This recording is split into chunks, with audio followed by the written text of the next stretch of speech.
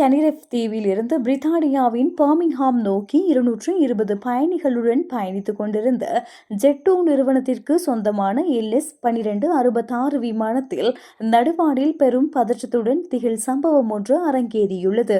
விமானம் பறந்து கொண்டிருந்த போது அதன் முதன்மை விமானிக்கு திடீரென மாரடைப்பு ஏற்பட்டதைத் தொடர்ந்து விமானத்தின் உயரம் திடீரென குறைந்து அதிவேகமாக கீழ் நோக்கி இறங்கத் தொடங்கியது.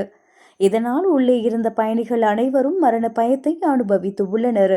விமானத்தில் இருந்த பயணியொருவர் இந்த பயங்கர அனுபவம் குறித்து பேசுகையில், நாங்கள் தூங்கிக் கொண்டிருந்த போது திடீரென விமானத்திற்குள் ஒரு இக்கட்டான சூழல் உருவானது.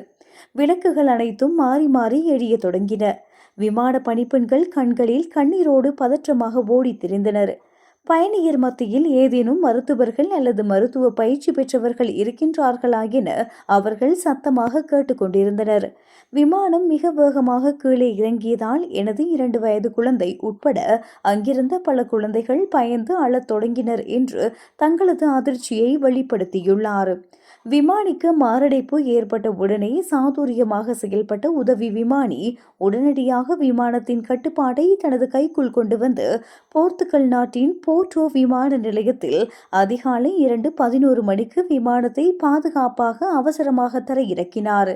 விமானம் தரையிறங்கியதும் தயாராக இருந்த அவசர சிகிச்சை பிரிவினர் விமானத்திற்குள் சென்று பாதிக்கப்பட்ட விமானியை மீட்டு மருத்துவமனைக்கு கொண்டு சென்றனர்.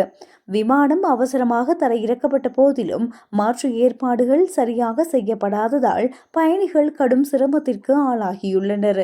தங்களை 1 மணி நேரத்திற்கும் மேலாக விமானத்திற்குள்ளேயே வைத்திருக்கின்றார்கள் என்றும் பின்னர் போர்த்துகலில் தங்குவதற்கு போதிய தங்குமிட வசதிகள் செய்து தரப்படாமல் சுமார் 13 மணி நேரத்திற்கும் மேலாக விமான நிலையத்திலேயே தவிக்க விடப்பட்டதாகவும் பயணிகள் குற்றம் சாட்டியுள்ளனர்.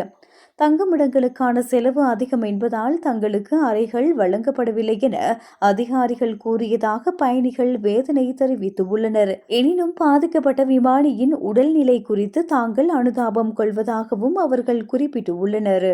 இதனைத் தொடர்ந்து மான்செஸ்டரிலிருந்து அவசரமாக மற்றொரு மாற்று விமானி போர்ட்டோ நகரிற்கு வரவழைக்கப்பட்டு பயணிகள் அனைவரும் பாதுகாப்பாக பர்மிங்ஹாம் கொண்டு சேர்க்கப்பட்டனர். அத்தோடு பாதிக்கப்பட்ட பயணிகள் அனைவருக்கும் அடுத்த 1 வாரத்திற்குள் பிரித்தானியாவின் 14 இடங்களுக்கு செல்லும் எந்தவொரு ஜெட்2 விமானத்திலும் இலவசமாக பயணிப்பதற்கான சலுகையை நிறுவனம் வழங்கியுள்ளது.